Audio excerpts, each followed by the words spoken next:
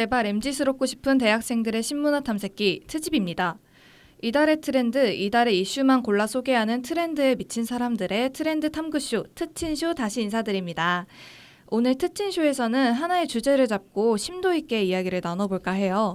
그 전에 먼저 빠르게 자기소개 먼저 할게요. 안녕하세요, 수연입니다. 안녕하세요, 은지, 소영. 상윤입니다. 네, 그럼 오늘 트친쇼에서 다룰 심도 있는 주제는 뭔가요? 정말 아직도 뜨거운 감자죠. 하이브와 미니진 간의 어도어 경영권 분쟁, 일명 하이브 미니진 사태입니다. 네, 이 이슈가 터진 지도 벌써 160일이 넘었어요. 근데 여전히 새로운 논란들이 나오고 있죠. 맞습니다. 제가 이전에 트친쇼 경제 코너에서도 한번 이 주제를 다룬 적이 있는데요. 엄청 화제를 불러일으켰던 건 사실이지만 이렇게까지 오랫동안 화제될 줄은 몰랐어요. 그러니까요. 법적 공방은 물론이고 여론전까지 아주 치열하게 벌어진 만큼 굉장히 복잡한 사건인데요. 그래서 이번 트친쇼에서는 미니진과 하이브 간 어도어 경영권 분쟁을 핵심만 짚어서 흐름을 쫙 소개해드리겠습니다. 네, 좋습니다. 그럼 본격적인 사건 브리핑에 앞서 먼저 경영권 분쟁이 일어난 배경을 짚어주세요, 은지 씨. 네, 하이브는 국내 4대 엔터 중에서도 선두권에 있는 엔터테인먼트 기업인데요. 특히 2020년 상장한 주식회사입니다. 원래 국내 엔터 업계는 SM, YG, JYP가 3대장을 이뤘는데 BTS의 성공과 함께 하이브가 빠르게 성장했어요. 이때 하이브의 빠른 성장에 결정적 역할을 했던 게 바로 멀티레이블 체제인데요.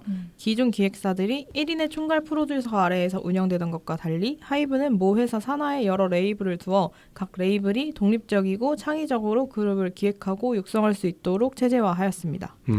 이번 논란의 중심에 있는 어도어 역시 하이브의 산하 레이블 중 하나잖아요. 맞습니다. 이 어도어의 대표이사였던 미니진 이사는 SM에서 아트 디렉터로 일하다가 19년 7월에 하이브로 이적을 합니다. 그리고 21년 11월에 하이브의 레이블인 어도어를 설립하고요. 네. 어도어의 대표이사로 선임이 되죠. 그리고 드디어 22년 7월 입사 3년 만에 르세라핌에 이은 하이브 두 번째 걸그룹이자 어도어의 첫 아티스트인 뉴진스가 데뷔를 합니다.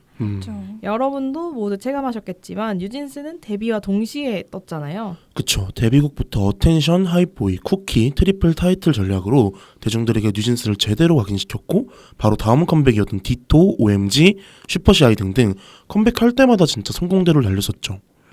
정말 컴백할 때마다 익숙함과 새로움이 공존하는 신선함이 있었어요. 맞아요. 특히 디토는 빌보드 핫백에 진입하는 등의 뉴진스는 좋은 성적을 거뒀는데요. 이렇게 성공 궤도를 그리는 것 같던 뉴진스와 어도어에서 경영권 분쟁이 터지게 됩니다.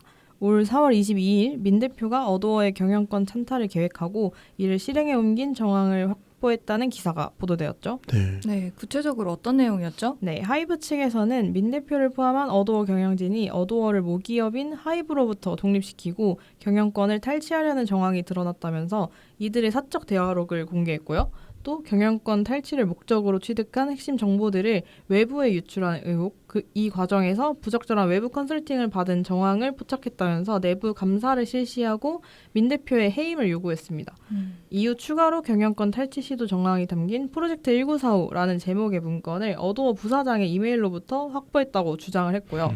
이에 민 대표는 첫 보도가 된 당일날 저녁에 언론 인터뷰를 통해서 하이브의 탈취 주장은 전혀 사실이 아니며 하이브와의 갈등은 자회사 간 표절 논란에서 비롯된 것이라고 주장했습니다. 오, 어떤 표절 논란인가요? 네, 하이브의 또 다른 레이블인 빌리프랩에서 올 3월 아일릿이라는 걸그룹이 데뷔했는데요. 이 그룹 아일릿이 뉴진스를 표절했다는 내용입니다. 민 대표 측은 경영권 찬탈 의혹이 터지기 5일 전에 하이브의 방시혁 의장과 박지원 대표에게 뉴진스 카피와 관련한 시정 요구서를 발송했지만 이를 하이브가 무시하고 오히려 여론몰이를 하면서 자신을 공격하고 있다라고 주장을 했어요. 하지만 당시 여론은 민 대표에게 굉장히 불리하게 흘러갔습니다. 맞아요. 그때 뉴진스의 팬들조차 하이브 사옥에 해임을 요구하는 트럭 시위를 하기도 했고 트위터에서도 좀 여론이 안 좋았던 걸로 기억을 합니다. 그러다가 민 대표의 기자회견과 함께 여론이 완벽히 뒤집혔죠. 네, 민 대표는 사건이 공론화된 지 3일 만에 4월 25일 긴급 기자회견을 진행합니다. 해당 기자회견은 지상파 3사와 여러 언론사 유튜브 채널에서 생중계되기도 했는데요. 맞아요. 일단 민 대표의 주장은 앞서 설명한 것과 동일하게 경영권 찬탈 계획도 의도도 실행한 적도 없다. 내가 하이브를 배신한 게 아니라 하이브가 날 배신했다. 필요한 내부 고발을 한 것인데 하이브는 이를 감사로 대응했다며 의혹 일체를 전면 반박했습니다. 사실 민 대표 측의 주장은 이전과 동일한데 이렇게까지 여론이 뒤바뀐 이유가 뭔가요? 먼저 민 대표는 자신의 주장에 보태어 자신이 하이브로부터 부당한 대우를 받았다며 방시혁 의장, 박지원 대표 등과 나눈 메신저 내용을 공개했는데요. 네. 카톡 내용에는 뉴진스 데뷔 전 에스파 밟을 수 있으시죠? 라는 채팅 내역부터 르세라핌 데뷔 과정에서 뉴진스 홍보를 할 수 없도록 만드는 불이익은 물론 뉴진스가 디토로 빌보드에 진입했을 때는 즐거우세요? 즐거우시냐고요? 라고 말하면 의도를 알 수 없는 아주 자극적인 채팅 내용들이 포함되어 있었죠. 또 하이브 경영진을 개저씨라고 표현하거나 맞다이로 들어와 라는 발언을 하는 등 비속어를 남발하고 울거나 매우 감정적인 태도를 보이며 억울함을 호소했습니다. 흔히 기자회견에서 기대하는 정제된 복장과는 달리 모자를 눌러 쓴 캐주얼 패션과 쌩얼도 큰 화제를 모았죠. 맞아요. 기존의 기자회견과는 매우 다른 결이고 감정적이면서도 논리정연한 기자회견이 대중들에게는 큰 어필이 된 것 같아요. 네, 맞아요. 민 대표의 기자회견에 대해 하이브는 사실이 아닌 내용이 너무나도 많다며 민 대표의 주장에 대해 일일이 증빙과 함께 반박할 수 있으나 반박할 가치가 없다는 공식 입장을 발표해야 했지만 여론은 민 대표 쪽으로 쏠리게 되었습니다. 하이브를 상대로 쏟아낸 비속어나 격한 발언이 감정적인 호소에 치중되었다며 비판적인 여론도 분명 있었긴 했는데요. 대다수는 하이브의 부당한 형태에 공감한다며 정면 돌파에 성공했다는 옹호적인 반응을 보였습니다. 아마 직장인으로서 한 번쯤은 경험해봤을 부당함이 대중들에게는 공감의 요소가 된 것 같긴 하더라고요. 네. 일명 프리스타일 기자회견이라 불리는 전무후무한 날것의 기자회견은 그저 여론이 바뀌는 것을 넘어 큰 화제를 모았는데 민 대표의 발언과 태도가 밈이되거나 민 대표의 착장이 품절되는 현상이 벌어지기도 했죠. 맞아요. 당시 연예부 기자들이 연예계 길이 남을 기자회견 중 하나라고 평가할 정도로 대중은 물론이고 업계에서도 엄청난 파급력이 있었던 것 같은데요. 네. 기자회견 이후로 사건은 어떻게 흘러가나요? 네. 이제 본격적인 법적 공방이 이어지는데요. 먼저 5월 7일 민 대표는 주주총회에서 해임될 가능성을 막기 위해 하이브를 상대로 의결권 행사 금지 가처분 신청을 합니다. 이와 함께 하이브와 민 대표의 여론전도 계속되는데요. 하이브 측에서는 민 대표와 관련하여 사주 경영 논란, 어도어 스타일리스트 팀장의 배임 횡령 정황, 어도어 부대표에 대한 조사 요청 등의 언론 플레이를 했고요. 또 반대로 민 대표 측에서도 뉴진스의 부모님들과 의견을 모아 하이브의 뉴진스 뮤시 논란 등 언론 플레이를 펼쳤습니다. 이런 각종 미디어 플레이는 14일까지 이어졌고요. 매일매일 새로운 폭로와 기사들이 쏟아지면서 뭔가 본질이 흐려진다는 느낌도 들었을 것 같아요. 그렇다면 민 대표가 하이브를 상대로 낸 의결권 행사 금지 가처분 신청과 관련해서는 어떻게 전개되었나요? 네, 먼저 17일에 가처분 신청에 대한 심리가 이루어졌는데 여기에서 뉴진스 부모님은 물론 멤버 전원도 민 대표에 대한 탄원서를 제출했습니다. 그러니까 민희진 대표님의 편에 섰다는 거죠. 네. 해당 사안과 관련해서 뉴진스가 공식적으로는 처음으로 목소리를 낸 것인데 뉴진스의 행보와 관련하여 피프티 사건과 유사하다, 아니다 이렇게 의견이 분분하기도 했던 것 같아요. 그 외에도 뉴진스의 뮤직비디오를 다수 맡아 함께 작업했던 영상 제작회사 돌고래 유괴단의 신우석 감독, 방송인 침착맨, 뉴진스 팬덤의 버니즈 등 이 민 대표의 해임 반대 탄원서를 제출하기도 했어요. 이후 30일 민 대표가 신청한 가처분 신청 결과가 나왔었는데요. 네. 서울지방법원은 민희진이 어도어를 독립적으로 지배할 수 있는 방법을 모색한 것은 분명하다. 하지만 구체적인 실행 행위까지 나아갔다고 보기에는 어렵다. 라고 결론을 내린 것 같아요. 그래서 이게 하이브에 대한 배신적 행위가 될 수는 있지만 어도어에 대한 배임 행위가 된다고 하긴 어렵다. 라고 가처분 신청을 일부 인용했습니다. 그럼 이로써 31일 진행 예정이었던 어도어 임시주총에서 민 대표의 해임안과 관련된 의결권을 행사할 수 없게 되었네요. 네, 맞습니다. 그 가처분 신청 결과를 통해서 보호권을 얻었다고 볼 수 있는데 하이브는 민 대표 해임안에 대해서는 실패를 하고 어도어 부대표를 포함해서 민 대표의 측근 2명을 해임하고 친하이브 인사를 선임하는 것으로 일단 31일 임시주총을 마쳤습니다.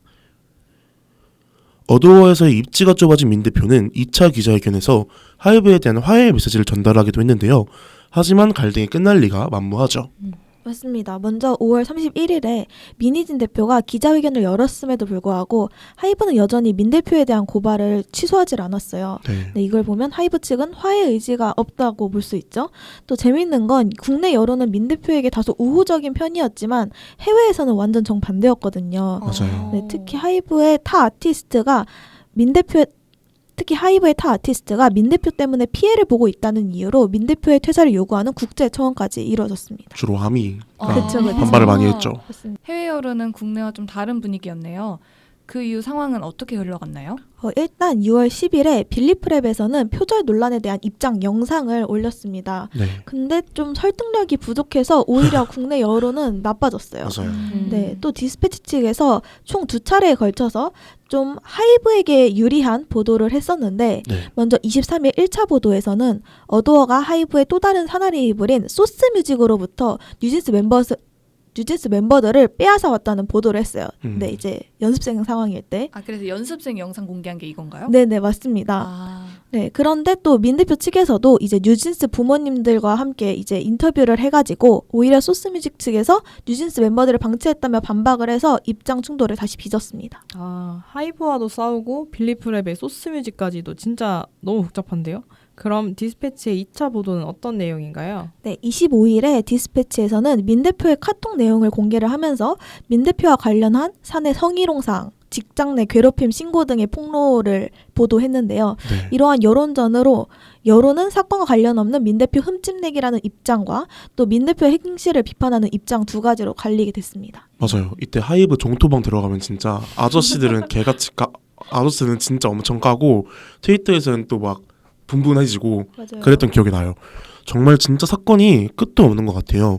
이후 민 대표의 입지는 어떻게 되었나요? 네, 8월 27일에 어도어는 이사회를 열고선 하이브의 최고 인사 책임자인 김주영 대표를 이제 신임 대표로 선임을 했습니다. 네. 네, 사실상 민 대표가 어도어의 대표이사에서 해임된 거죠. 아, 네, 하이브 측에서는 민 전 대표가 대표직에서는 해임되었지만 그래도 뉴진스의 프로듀싱에는 계속 참여할 것이라고 밝혔지만 민 전 대표는 협의된 바 없다 이렇게 선을 그었습니다. 네. 특히 민 전 대표는 뉴진스 제작과 관련한 이 업무 위임 계약서가 불합리하다고 입장을 밝혔어요. 맞아요. 경영진이 교체되면서 어도어의 행보도 급격히 바뀌었을 것 같은데요. 네, 맞습니다. 그 중에서 가장 큰 이슈 중 하나는 바로 돌고래 유괴단과의 갈등인데요. 네.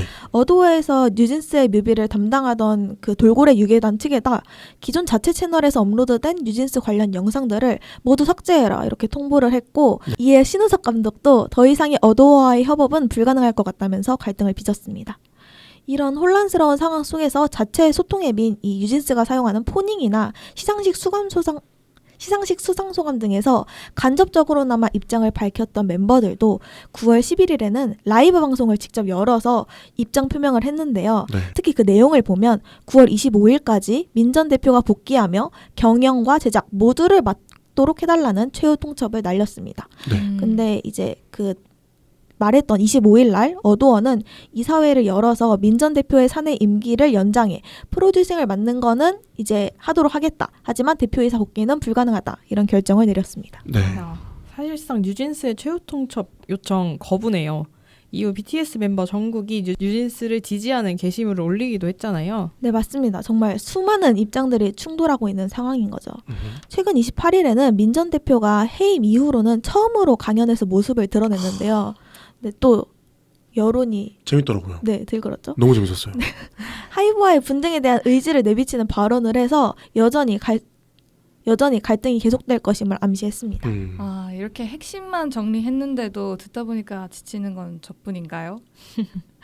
이 하이브 민희진 사태를 살펴보면서 느끼는 게 단순한 경영권 분쟁을 넘어서 엔터업계와 케이팝에 남기는 시사점이 크다는 생각이 들어요. 맞아요. 그래서 마지막으로 이 분쟁을 통해서 하이브와 케이팝 업계의 문제점에 대해 얘기해보면 어떨까 싶은데요. 네. 좋습니다. 먼저 이 사건을 토대로 여러분이 생각하시는 하이브의 최대 문제는 무엇이라고 생각하시나요?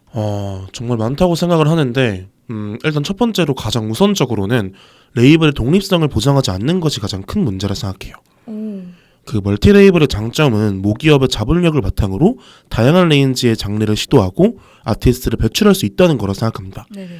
하지만 하이브는 한국 대기업의 문법을 그대로 가져와서 하위 레이블, 자회사라고 하죠. 자회사에 대한 지나친 경영 간섭을 하는 것이 이번 미니진 방시혁 갈등 사태에서 정말 여과 없이 드러난 거 아닌가라는 생각을 했습니다. 네, 저도 똑같은 의견인데요. 이 시스템으로 인해서 기존에 활동하고 있는 아티스트 색도 죽고 그래서 음악 컨셉이 다소 달라지거나 그렇죠. 혹은 아티스트 간의 컨셉이나 이미지가 너무나도 비슷해지는 문제가 발생하는 것 같아요. 네. 그래서 모든 아티스트들 고유한 이미지나 브랜드 정체성이 확립이 되면서 원래는 K-팝 시장이 다양화가 되어야 되는데 하이브의 다른 레이블과 차별성을 유지하는 게 누군가에게는 좀 눈엣가시였던 거 아닐까요? 네, 그렇게 생각을 해서 어도어의 미니진 대표도 제대로 작동되지 않는 이 멀티 레이블 구조에서 자유로울 수도 없고 완전히 협의할 수 있는 입장이 아니다 보니까 계속해서 하이브와 충돌하게 되는 것이라고 생각됩니다. 네. 저는 사람의 마음을 신경 쓰지 않는다라는 점이라고 생각하는데요. K-팝 시장이 사실 산업은 맞지만 사람을 다루고 있는 산업이고 사람의 마음이 가장 중요한 산업이라고 생각하거든요. 네. 돈을 쓰는 사람도 돈을 쓰게 하는 대상도 돈을 받는 대상까지 모두가 사람이니까. 그런데 하이브는 그런 것을 잘 모르고 파악하려 하지 않고 잘 신경 쓰지 않는 것 같아요. 네. 게임 회사에서 넘어온 임원진이 많은 걸로 알고 있는데 그래서 그런지 아이돌을 그저 게임 캐릭터로 보는 것처럼 느껴지기도 하고 팬들이 막 기분이 나빠도 이제 캐릭터에 돈을 쓸 거다 뭐 그런 소비자다 그 정도로 인식하고 있는 것 같아요. 이런 점은 K-팝 시장에서도 문제로 대두되긴 하지만 개인적으로는 하이브의 임원진 특성 때문에 더 두드러진다라고 느꼈습니다. 네. 모두 공감되는 지적인 것 같습니다. 저는 또 언론 플레이를 통해서 문제를 무마하려는 그 하이브의 위기 대응 방식도 좀 문제라고 생각을 했는데요. 사실 오늘 이 분쟁을 정리하면서 굉장히 저는 피로감을 느꼈거든요. 맞아요. 네, 이 세부 사건이나 논란이 이 문제와 직접적인 연관이 있나? 내가 이런 것까지 알아야 하나? 뭐 이런 생각이 들으니까 점점 사건의 본질은 흐려지고 관심도도 떨어졌고요. 맞아요. 네, 사실 이 미니진 하이브 사태를 제외하고서도 당장 이슈를 잠재우는 하이브의 언플 능력만큼은 사실 좀 탁월하다고 생각을 해요. 네, 또 하지만 장기적인 관점에서 봤을 땐 본질적인 해결 없이 언플만으로 이슈를 해결하려는 하이브식 위기 대응법이 K-팝에 좋은 영향을 끼치지는 않을 거라고 생각합니다. 네. 네, 그럼 이제 나아가서 K-팝 이대로 괜찮은가에 대한 얘기를 한번 해볼까요? 저는 이제 앞서서처럼 K-팝의 가장 큰 문제를 하나 꼽아보자면 저는 대형 소속사의 독식이라고 생각하는데요. 네. 독과점은 어느 산업에서나 견제되는데 K-팝 시장에서는 그 부분이 조금 무시되는 것 같아요. 3대 소속사라는 것도 10년이 넘도록 굳어졌잖아요. 그리고 중소의 기적이라는 말도 이제는 고유명사처럼 느껴지고요. 그런 와중에 하이브가 여러 회사를 먹으면서 점점 규모가 커지고 이제는 컴백하는 아이돌 중에 대부분이 하이브 레이블 소속인 것 같더라고요. 네. 그럴수록 이제 자가복제나 표절 논란 이런 것들은 피할 수 없는 문제라고 생각이 들고 아무리 레이블을 구분해도 결국 타고 올라가면 하이브라는 하나의 회사고 운영 방식은 또 비슷할 수밖에 없으니까요. 네. 저는 K-팝의 가장 큰 문제점은 보는 음악의 한계에 부딪혔다라고 생각합니다. K-팝이 성장하게 된 가장 주된 원동력은 그 보는 음악으로서의 성장이라 생각하는데요. 스트레이키즈, 방탄소년단, 블랙핑크, 에이티즈 등 뭔가 외국 차트에서 주된 성과를 보인 그룹들을 살펴보면 음악성을 논하기 이전에 퍼포먼스가 뛰어나다라는 특징이 있습니다. 맞죠. 다른 장르들을 봐도 K-팝만큼 안무와 무대 구성에 힘을 쓰는 장르들도 없는데요. 물론 이것만의 장점이 존재하고 그 장점으로 지금까지 성장해온 것은 맞지만 보는 음악에만 치중하다 보면 결국 음악성이 떨어지기 마련이라 생각해요. 실제로 최근 외국에서 가장 히트했던 K-팝 음악은 이제 피프티피프티의 큐피드잖아요. 네. 결국 가수는 음악이 가장 중요한 것인데 현재의 K-팝 회사들은 음악성이나 아티스트의 음악적 역량을 키우는 것보단 컨셉추얼함 그리고 비주얼에만 집중하고 있는 것 같아서 좀 아쉽습니다. 특히 틱톡과 쇼츠의 유행으로 이런 현상은 좀 더 가속화돼서 심해졌다 느끼고 있고요. 네, 또 새로운 지적이네요. 네. 저는 이번 사태를 통해 드러난 K-팝의 문제점이 저희가 이제 영화 성덕을 보고 나눴던 얘기랑 유사한 맥락을 가지고 있다고 생각을 했는데요. 네. 아이돌이라는 직업을 어디까지 상품으로 볼지 그리고 어디까지 사람으로 봐야 할지가 정말 애매하거든요. 그런데 K-팝에서 무대를 빛내주는 아이돌은 결국에는 사람인데 그럼에도 불구하고 이 사람을 자본화하고 상품화해서 판매하는 것이 K-팝 산업의 모순된 맹점이라고 생각을 합니다. 네. 사람이다 보니까 당연히 체력이나 감정 소진 등을 고려를 해야 되지만 이 사람들이 움직이고 웃고 카메라 앞에서 무언가를 해야 돈이 나오는 구조잖아요. 더 나아가 같은 소속사임에도 특정 멤버를 배제하고 뭐 인사를 받아주지 말라고 하거나 홍보도 하지 않는 무언의 압박을 이어가는 상황은 우리가 알고 있는 물건에 적용을 했다면 단순히 기업 대표 간의 힘겨루기 정도로만 봤을 거예요. 네. 하지만 K-팝의 특성상 두 대표가 가지고 있는 것은 결국엔 사람이기 때문에 이 문제가 사람 간의 감정 싸움으로 번지게 되는 거죠.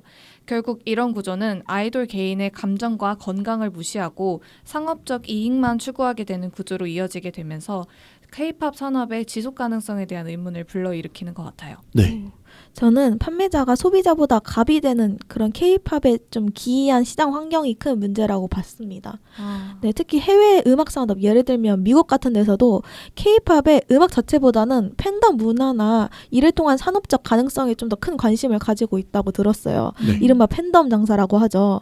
다른 시장과는 다르게 K-팝의 소비자들은 단순한 소비자가 아니라 한 아이돌의 팬인 거예요. 이제 사랑과 애정과 그것도 나와 같은 사람을 사랑하는 소비자. 그래서 뭔가 다른 소비자들과 다르게 판매자의 요구에 맞춰서 움직이는 경향이 크다고 생각을 했습니다. 네. 이제 판매자가 뭔가 선을 넘어도 소비자가 절대 제재할 생각도 안 하고 뭔가 절대 불매라는 게 발생할 수 없을 것 같았어요. 그러니까요. 네, 제가 맞아요. 봤을 땐. 그래서 특히 이 하이브가 또 이런 엔터 업계의 만행을 뭔가 한 단계 레벨업했다 이런 생각이 들었거든요. 뭐 콘서트나 굿즈 가격을 터무니없이 올리거나 심지어는 팬사인회에서 소속 검사를 했던 그런 뭔가 인권 유린적인 행보도 하이브에서 벌어졌었죠. 네, 이런 걸 봤을 때 뭔가 판매자가 소비자의 눈치를 좀 볼 수 있는 시장 구조가 형성이 되어야 이런 만행들도 사라지고 팬, 아티스트, 소속사 모두가 좀 상생할 수 있는 정상적인 K-팝이 될 수 있지 않을까 생각합니다. 네. 근데 진짜 불매가 안 되는 게 맞는 것 같아요. 맞아요. 보통 물품이면 예를 들어 남양유업이라 치면 남양유업 논란이 터지면 뭐 초코해몽을 불매한다던가 이게 동일시 그렇죠. 되는데 아이돌 같은 경우는 뭐 하이브가 논란이 터져도 내가 갑자기 보넥도를 불매하겠다 이게 그게 안 되죠. 그런 사람이 아무도 없잖아요. 네. 오히려 약간 그렇게 하면 엥? 니 뭐예요? 이런 느낌이지. 그래서 진짜 심각한 문제라 생각합니다. 문제예요, 문제. 우리가 모두 K-팝을 사랑하지만 그만큼 문제도 참 많다는 생각이 들어요. 오늘은 하이브 미니진 사태를 집중 탐구하면서 하이브와 K-팝에 대해 되돌아봤는데요. 그럼 이제 이번 특진쇼도 마무리할 지금까지 제발 MZ스럽고 싶은 대학생들의 신문화 탐색기 트집이었습니다.